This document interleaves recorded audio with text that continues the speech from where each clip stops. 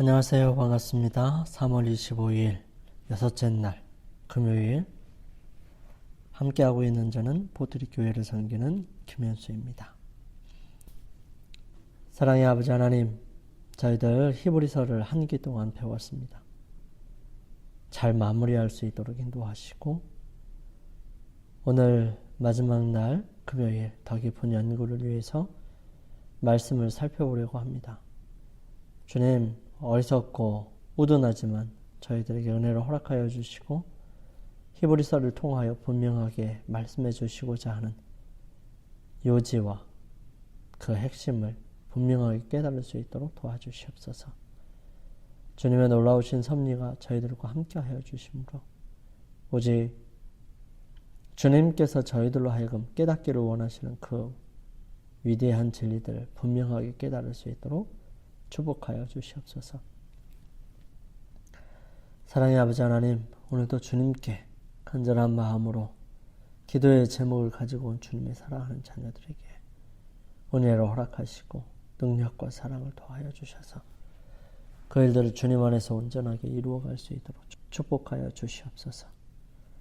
저희들은 연약하고 또 부족한 것이 많지만 그러나 주님, 저희들의 가치와 경중을 따져서가 아니라 저희들을 사랑하시고 아껴주심으로 그 모든 일들을 이루어 가시오니 주의 역사하여 주시며 함께하여 주시옵소서. 주의 놀라우신 섭리와 은혜가 매 순간마다 함께하여 주시고 역사하여 주시옵기를 간절히 소망하오며 오늘 이 시간 함께하실 때 저희들 모두가 분명하게 깨닫고 이해하는 귀한 시간 되게 인도하여 주시옵기를 저희들을 사랑하시는 예수님의 이름으로 간절히 기도드립니다. 아멘. 더 깊은 연구를 위해서 사도행적 547페이지에 548페이지에 있는 말씀을 여러분들에게 읽어드리겠습니다. 성령께서 강림하신 후 신자들은 성도들과의 달콤한 교제를 만끽했다. 그들은 친절하고 사려 깊고 극기하였으며 진리를 위해서는 어떠한 희생도 마다하지 않았다. 날마다 서로 교제하는 중에 그들은 그리스도께서 그들에게 명하신 사랑을 나타내었다. 그러나 차츰차츰 변화가 일어났다. 신자들은 다른 사람들의 결점을 보기 시작하였다. 실수들을 곰곰이 생각하고 불친절한 비평의 여지를 주어 그들은 구주와 그분의 사랑을 잊어버렸다. 그들은 외적 의식에 관하여 더욱 엄격하고 신앙의 실천보다는 교리에 관하여 더욱 까다롭게 되었다. 다른 사람들을 정죄하려는 열심으로 그들은 자신들의 과오를 붙지 못하였다.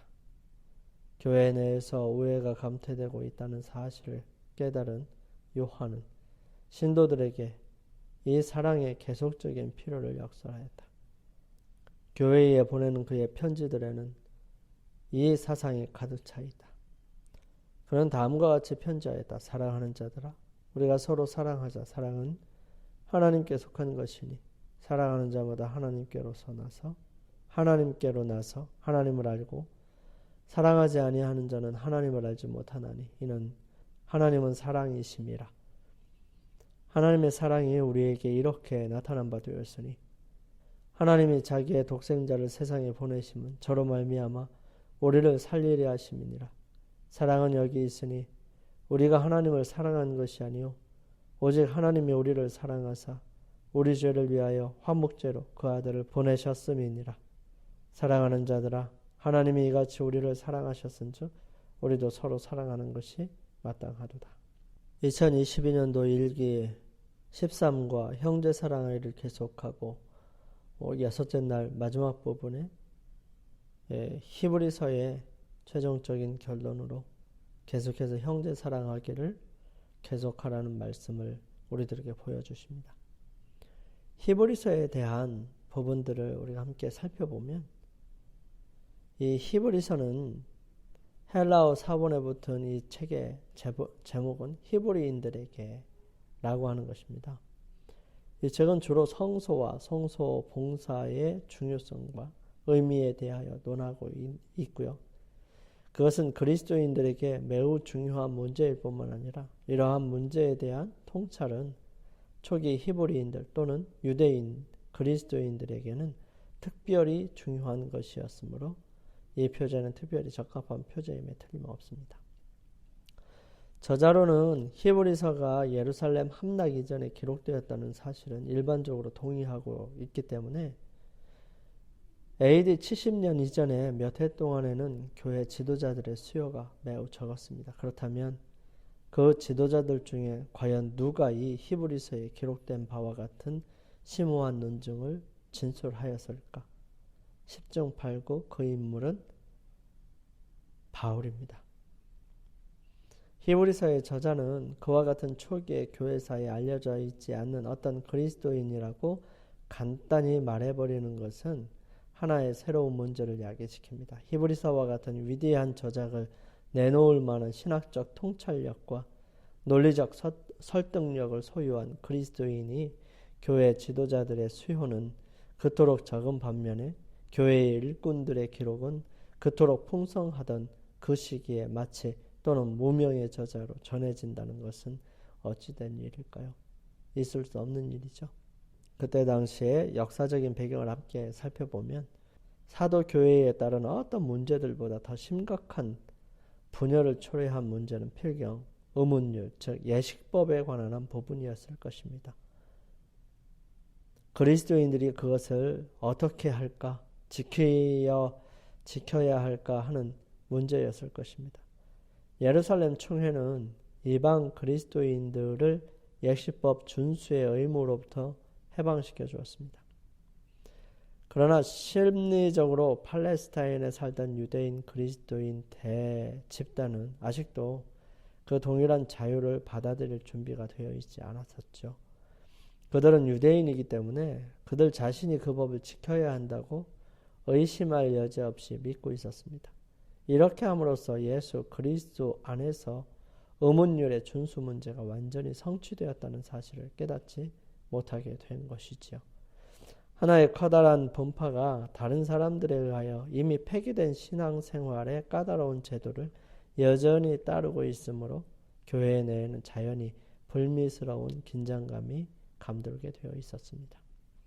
바울과 그의 측근자들은 모세의 율법과 의식들을 올바로 평가하고 구속의 경륜 가운데서 그것들이 차지하는 정당한 위치에 그것들을 놓을 수 있기에 필요한 통찰력과 지식을 가지고 있었습니다.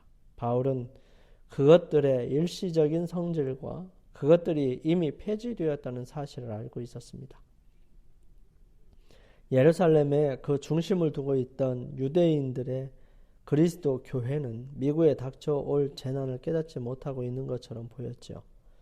유대인 그리스도인들은 여전히 절기를 지켰고 예나 다름없이 희생제물을 드렸고 의문율에 대하여 여전히 열심히 있었습니다. 그들은 하늘 성소에서의 그리스도의 사업에 관해서는 매우 희박한 개념밖에 가지고 있지 않았었고요. 그분의 봉사에 대하여는 거의 아는 바가 없었습니다.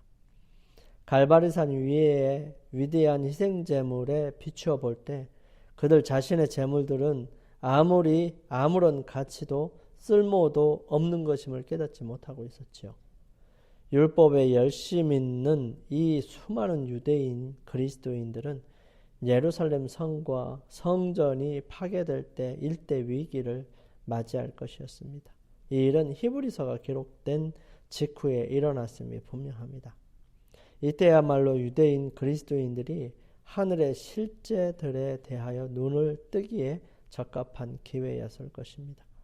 그들의 성전이 파괴되면 그들은 결코 파괴될 수 없는 확실하고도 견고한 어떤 것에 믿음의 닻을 드리워야 할 것이었습니다. 만일 그들이 마음으로 하늘의 대제사장과 성소를 주목하고 염소와 송아지보다 더 좋은 희생물을 바라볼 수 있게 된다면 단순한 지상의 건물이 없어질지라도 그들은 낭망하지 않을 것이었습니다. 그렇지만 만일 그들에게 이와 같은 소망이 없거나 하늘의 성소에 대한 비전이 없으면 그들이 의지하고 있던 성전이 파괴되는 것을 볼 때 당황하고 난처한 지경에 빠질 것이었습니다. 유대인 그리스도인들이 그들 자신을 위해서뿐만 아니라 장차 있을 로마와의 전쟁 동안에 예루살렘의 신자들이 흩어져서 살게 될 모든 지역의 이방인 교회들을 위해서도 이 같은 것들을 이해하는 것은 중요한 일이었습니다. 히브리서가 나타난 것은 이와 같은 위기의 시기였던 것 같습니다. 이 책은 그 당시에 필요했던 바로 그 도움을 줄 수 있는 책이었죠. 말하자면 이 책은 성소 문제, 대제사장으로서의 그리스도, 아벨의 피보다 더 낮게 말하는 피, 하나님의 자녀들을 위하여 남겨놓은 안식, 영혼의 닭 같아서 튼튼하고 견고하여 휘장 안에 들어가는 복된 소망에 관하여 밝은 빛을 주고 있기 때문이죠. 주제는 그래서 하나님께서 구약시대에 당신의 택한 백성에게 구속의 경륜을 제시해 주신 방법으로서 상징들과 십자가 이후로 그리스도께서 죄인들을 위하여 하시는 봉사의 실제를 비교하고 대조하는 내용으로 이루어져 있습니다. 모형적 제도 아래서 고대 이스라엘이 겪은 체험들은 그리스도인들에게 교훈과 경고로서 제시되어 있습니다. 모형적 제도와 그 제도 아래 겪은 이스라엘의 체험들을 통해서 바울은 하늘에서의 그리스도의 봉사에 대한 더욱 완전한 이해와 인식을 주고자 노력하고 있는 것이죠. 영감의 말씀들은 이 히브리서에 대해서 좀 더 구체적으로 우리에게 가르쳐 줍니다. 즉 성경은 하나님과 그리스도와의 관계를 분명하게 가르쳐 주는데 그 주된 책이 바로 히브리서입니다. 각자의 개성과 특성을 명백하게 보여주지요. 옛적 선지자들로 여러 부분과 모양으로 우리 조상들에게 말씀하신 하나님이 이 모든 날 마지막에 아들로 우리에게 말씀하셨으니 이는 하나님의 영광의 광채시요 그 본체의 형상이시라. 그의 능력의 말씀으로 만물을 붙드시며 죄를 정결케 하는 일을 하시고 모든 높은 곳에 계신 위엄의 우편에 앉으셨느니라.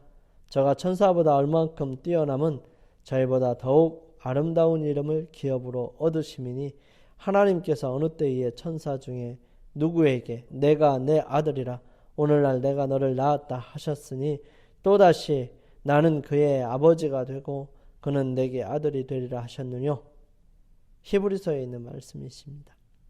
아버지와 아들의 개성과 또한 그분 사이에 존재하는 연합은 요한복음 17장에 기록되어 있는 기도, 즉 그리스도께서 당신의 제자들을 위하여 드리신 기도에 나타나 있지요. 내가 비옵는 것은 이 사람들만 위함이 아니요 또 저희 말을 인하여 나를 믿는 사람들도 위함이니 아버지께서 내 안에 내가 아버지 안에 있는 것 같이 저희도 다 하나가 되어 우리 안에 있게 하사 세상으로 아버지께서 나를 보내신 것을 믿게 하옵소서 하십니다. 그리스도와 그분의 제자들 사이에 존재하는 연합은 쌍방의 개성을 파괴하지 않습니다. 그들은 목적과 마음과 품성에 있어서는 하나이지만 개성에 있어서는 하나가 아니지요. 그와 같은 의미에서 하나님과 그리스도는 일체이십니다. 오직 우리가 천사들보다 잠깐 동안 못하게 하심을 입은 자 곧 죽음의 고난 받으심을 인하여 영광과 존귀로 관쓰신 예수를 보니 이를 행하심은 하나님의 은혜로 말미암아 모든 사람을 위하여 죽음을 맛보려 하심이라. 9절에 있는 말씀이죠. 모든 사람이라는 말에 대하여 하나님께 감사합니다. 만물이 인하고 만물이 말미암은 자에게는 많은 아들을 이끌어 영광에 들어가게 하시는 일에 저희 구원의 주를 고난으로 말미암아 온전케 하심이 합당하도다. 그리스도께서는 그분의 신성에 인성을 옷 입으시고 인류의 머리에 서시기 위해 세상에 오셨다는 것입니다. 그분은 우리가 견뎌야 할 시련을 견디시고 우리가 극복해야 할 시험을 극복하시기 위해 오셨어요. 그분은 위로부터 오는 능력을 받아야만 사람이 흠없는 생애를 살 수 있다는 것을 보여주시기 위해 오셨습니다. 그분은 우리와 같이 시험을 받으셨지만 단 한 번도 굴하지 않으셨고 굽히지 않으셨습니다. 예수님께서 위로의 봉사를 하신 것은 고난을 통해서였습니다. 그분은 인류가 당하는 모든 고난을 같이 당하시지요. 자기가 시험을 받아 고난을 당하셨은즉 시험받은 자들을 능히 도우시느니라. 그분의 고난에 동참하고 있는 모든 사람은 이 봉사사업에 참여할 특권을 부여받고 있는 것입니다. 그리스도의 고난이 우리에게 넘친 것 같이 우리의 위로도 그리스도로 말미암아 넘치는도다. 고린도후서 1장 5절 말씀이에요. 주님께서는 애통하는 자에게 줄 특별한 은혜를 가지고 계시고요. 그 은혜의 능력은 마음을 부드럽게 하고 영혼을 구원하게 될 것입니다. 그분의 사랑은 상하고 터진 마음에 통로를 열어주며 슬퍼하는 자들에게 치유의 유황이 되는 것입니다. 또한 거룩하게 하시는 자와 거룩하게 함을 입은 자들이 다 하나에서 난지라. 그러므로 형제라 부르시기를 부끄러워 아니하시고 그분은 자신의 높은 자리를 떠나서 우리의 맏 형님이 되시기 위해 이 땅에 오셨지요. 이 말씀들은 얼마나 큰 용기와 소망과 신뢰를 우리에게 불어넣어 주는지 모릅니다. 우리가 실수한다고 소망 없이 절망에 빠지지 않게 되기를 바랍니다. 대제사장마다 사람 가운데서 취한 자이므로 하나님께 속한 일에 사람을 위하여 예물과 속죄하는 제사를 드리게 하나니 저가 무식하고 미혹한 자를 능히 용납할 수 있는 것은 자기도 연약에 쌓여 있음이니라. 실수한 자들에 대한 동정심이 거의 없는 사람들은 이 말씀들을 읽고 연구하도록 하면 좋을 것 같습니다. 진리를 연구하는 자들이 히브리서를 다시 살펴볼 때 그들은 둘째 언약 곧 새 언약의 성소가 암시되어 있다는 사실을 발견하게 될 것입니다. 첫 언약에도 섬기는 예법과 세상에 속한 성소가 있더라.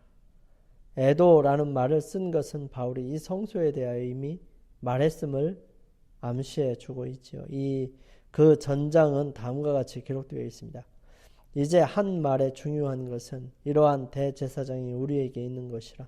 그가 하늘에서 위엄의 보좌 우편에 앉으셨으니 성소와 참 장막에 부리는 자라. 이 장막은 주께서 베푸신 것이요 사람이 한 것이 아니니라. 구약 성경은 지상 성소와 관련해서 성소를 정결하게 하는 봉사가 있었던 것을 말합니다. 그런데 하늘 성소에도 정결케 할 무엇이 있을까요? 히브리서 9장에는 지상 성소와 하늘 성소의 정결에 대하여 분명히 가르쳐 줍니다. 율법을 쫓아 거의 모든 물건이 피로써 정결케 되나니 피 흘림이 없은즉 사함이 없느니라. 그러므로 하늘에 있는 것들의 모형은 이러한 것들로서 정결케 할 필요가 있었으나 하늘에 있는 것들은 이런 것들보다 더 좋은 제물로 할지니라. 좋은 제물은 그리스도의 보혈입니다. 예수님은 사람이 너희를 욕하고 핍박할 때 기뻐하고 즐거워하라고 말씀하십니다. 또 그분께서는 당신의 청중들에게 주님의 이름으로 말한 선지자들을 고난과 오래 참음의 본으로 보여주셨습니다. 아담의 자손 중 최초의 그리스도인이었던 아벨은 순교자가 되었습니다. 에녹은 하나님과 동행하였지만 세상이 그를 알지 못했죠. 노아는 광신자요 민심을 소란케 하는 자라는 조소를 받았습니다. 또 어떤 이들은 희롱과 채찍질 뿐만 아니라 결박과 옥에가 치는 시험도 받았습니다. 더 좋은 부활을 얻고자 해서 악형을 받되 구차히 면하지도 아니했지요. 이러한 여러 가지 내용들이 바로 히브리서에 있는 것입니다. 히브리서를 통해서 하늘에서 이루어지는 성소봉사, 또 이 땅에서 우리가 함께 이루어가야 하는 예수 그리스도의 품성, 이 모든 것의 정점은 형제 사랑에 있다는 사실입니다. 여러분과 제가 보이는 형제를 사랑하지 못하는 자가 보이지 아니하는 하나님을 사랑할 수 없듯이 우리가 살아가면서 형제를 있는 그대로 진심으로 사랑할 줄 아는 그런 믿음의 사람들 되기를 소망합니다. 히브리서를 여기에서 마치게 되는데요. 여러분 다음 주부터는 또 창세기를 함께 연구할 것입니다. 하나님의 크신 축복이 안식일을 맞이하고 준비하시는 여러분들에게 은혜와 축복으로 함께 하시기를 간절히 소망합니다. 우리 함께 기도드리고 마치겠습니다. 저희들을 사랑하시는 아버지 하나님, 저희들에게 히브리서를 통하여 한 기 동안 살펴볼 수 있고 은혜를 누릴 수 있도록 도와주셔서 감사합니다. 주님, 오직 주님을 나타내고 주님을 닮아가며 따라갈 수 있는 믿음의 사람들이 되게 도와주시옵소서. 이제 주님의 거룩하신 은혜가 함께한 주님의 자녀들에게 늘 역사하여 주시고 순간순간마다 주의 거룩하심으로 채워주시옵기를 간절히 빌고 나오며 이 하루를 주님 안에서 승리할 수 있도록 인도하시고 붙드시옵기를 저희들을 사랑하시는 예수님의 이름으로 간절히 기도드립니다. 아멘. 감사합니다. 한 주일 동안 수고하셨습니다. 저는 다음 교회에 찾아뵙겠습니다. 감사합니다.